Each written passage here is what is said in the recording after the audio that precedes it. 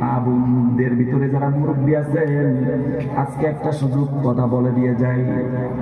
যদি কেউ ফজর আগে উঠতে পারেন না, নবীজি বলছেন রাতের বেলা এশার নামাজের পরে যখন নাকি 2 রাকাত করে নফল নামাজ কেউ পড়ে নিবে, ওইটাই তাহাজ্জুদের সওয়াব আল্লাহ দান করবে। সুবহানাল্লাহ। পারবো আমরা? মুরব্বীরা কথা বলেন, ইনশাআল্লাহ পারবো? ইনশাআল্লাহ। 2 রাকাত করে নফল নামাজ পড়লে তাহাজ্জুদের সওয়াব দিবেন কে? আল্লাহ। আবার দেখেন কত সুযোগ। অনেকে বলে মনে করে ফজর আগে উঠতে পারলে তাহাজ্জুদের সমান।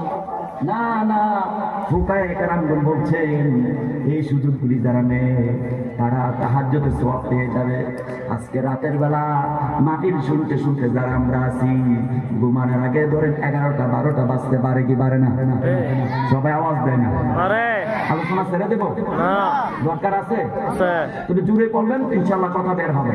ওমা তাওফিক ইল্লা বিল্লাহ, আলাইহি তাওয়াক্কালতু ওয়া ইলাইহি উনীব। সবাই বলেন আমিন। আমিন।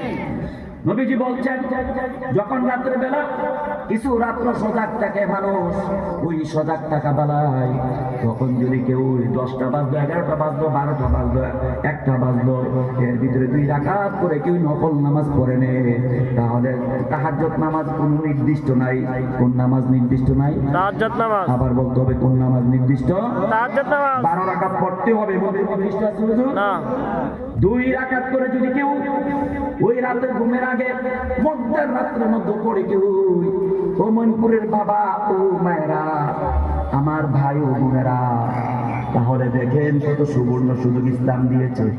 নবীজি বলছেন রাত্রে মধ্যাহ্ন সময়ে কেউ 2 রাকাত পড়লে আল্লাহ পাক তাহাজ্জুদ নফল নামাজের সওয়াব দান করবে। সুবহানাল্লাহ। আবার যদি কেউ সুযোগ পান ফজর আযানের আগ পর্যন্ত যদি সুযোগ পান, তাহলে ওই সময় 2 রাকাত করে করে যদি পড়তে পারেন, তাহলে আপনার আমল নামার মধ্যে পরিপূর্ণ তাহাজ্জুদের সওয়াব দিবেন কে? সে আল্লাহ আছেন নাই? সে আল্লাহকে আমরা ডাকতে পারবো ইনশাআল্লাহ। ইনশাআল্লাহ। আস্তে হয়ে গেছে, পারবো? লিল্লাহি তাকবীর। আল্লাহু আকবার।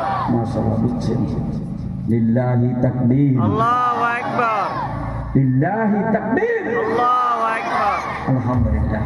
এবার আসুন মনপুর নূর মদিনা মসজিদ নবী